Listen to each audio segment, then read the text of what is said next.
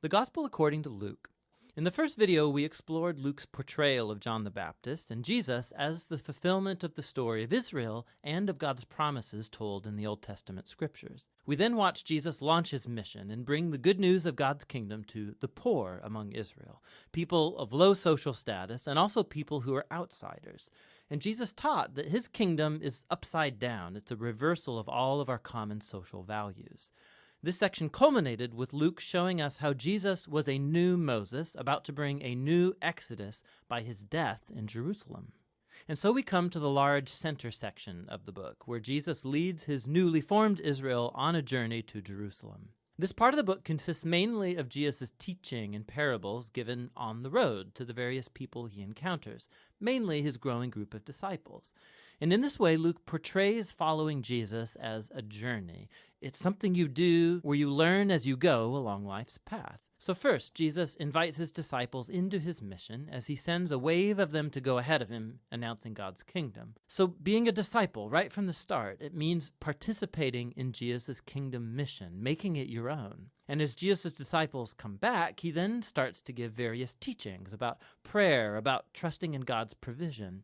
It's actually in these chapters of Luke that Jesus talks more about money, possessions, and generosity than anywhere else in his teachings. If following him is truly like being on the road, it should produce this minimalist mentality, creating a freedom from possessions that allows for radical generosity. Another key theme in these chapters is Jesus' continued mission to the poor. So as he travels, he keeps forming his new Israel, and he encounters all these people who are sick or blind. He meets Samaritans, who are ancient enemies of the Jewish people, and famously Zacchaeus, a Jewish man, but who heads up tax collection for the Romans. All of these social outsiders meet Jesus, and they're transformed by the encounter, and so they join his kingdom community, which Jesus describes as a great banquet party. He is here to seek and save the lost, and so he's celebrating when people discover the mercy of God. But not everybody at the party is happy. Luke includes multiple stories of Jesus at banquets with Israel's leaders, and these all become heated debates where Jesus confronts their pride and hypocrisy. And so these contrasting banquet parties, they're captured most memorably in Jesus' parable of the prodigal son. So a father had two sons, and one foolishly ran away and squandered his inheritance. But he comes back eventually repentant, and his father forgives him, and he throws this huge party to celebrate my son who was lost but now is found. But the older brother, who never left his father, he's angry, and he resents his father's generosity to this undeserving son.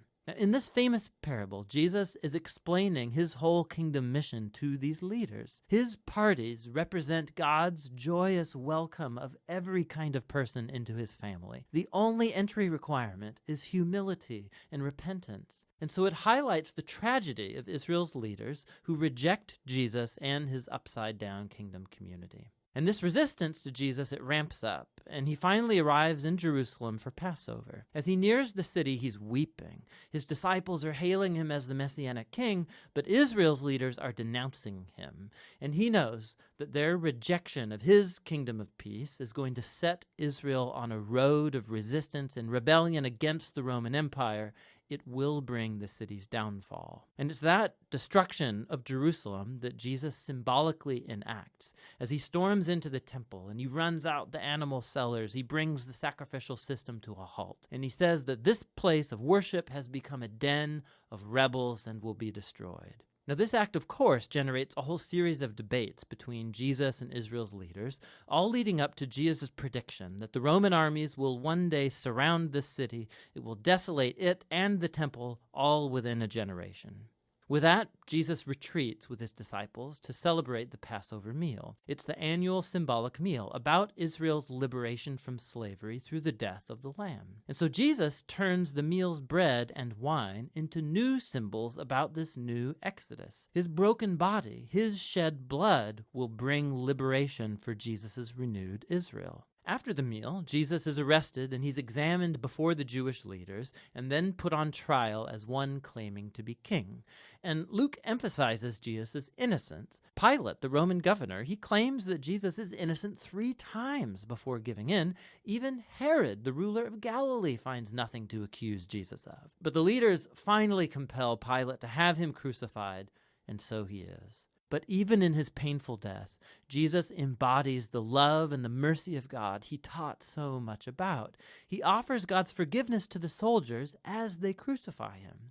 And then, when one of the criminals executed alongside Jesus realizes who he actually is, he says, "Remember me when you come in your kingdom." And Jesus' final words are an offer of hope to a humiliated criminal. "Today you will be with me in paradise." And so with this last act of generosity and kindness, Jesus dies. His body's placed in a tomb, and on the first day of the week, some of Jesus' disciples come to the tomb only to find it empty. And there are 2 angelic figures there telling them that Jesus is alive, that he's risen from the dead, and so they leave with their minds blown. And it's right here that Luke tells one of his most beautiful stories. 2 of Jesus' disciples, they're leaving Jerusalem for a town called Emmaus, and they're heartbroken over Jesus' death. And then suddenly, Jesus is there, just walking alongside them, but they don't recognize him. He asks why they're so sad, and they go on to talk about all of their hopes, that Jesus would have been the one to redeem Israel. But now he's dead, it was all for nothing.